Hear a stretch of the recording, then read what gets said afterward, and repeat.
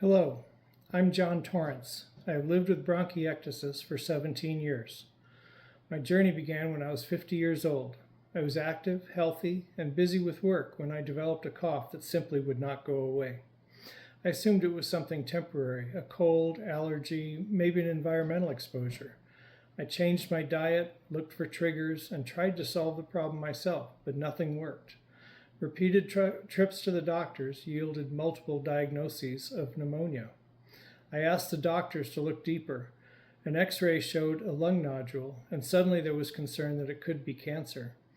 I went through extensive testing, but no clear answers emerged. Eventually, the focus shifted to infections, and I was diagnosed with NTM disease. At that point, something sounded familiar. I called my mom and asked her about her crazy lung disease. She told me she had MAC, a form of NTM, and then she said, "You need to ask them about this other thing called bronchiectasis."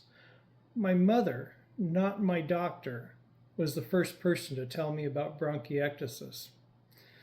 For me, the biggest barrier to diagnosis was awareness. None of my original doctors asked about a family history of lung disease. None considered bronchiectasis early in the diagnostic process.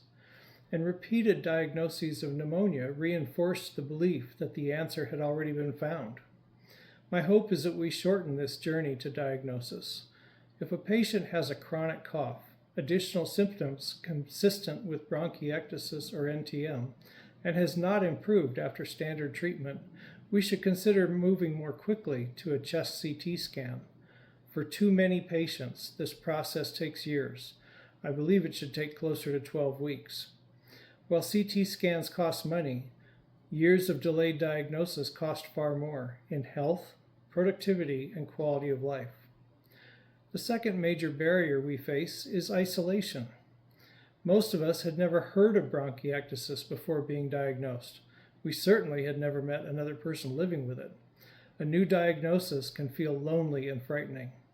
That's why support groups, patient communities, counseling, and peer support are so important. Talking with people who have walked this path can completely change how a patient views their future. The good news is that tremendous progress has been made since I was first diagnosed. Awareness is growing, research is advancing, more patients are finding each other and finding support. Let's continue that progress. Let's diagnose patients sooner, connect them to expert care faster, and show every newly diagnosed patient that life is not over. We can live and thrive with bronchiectasis. Happy World Bronchiectasis Day.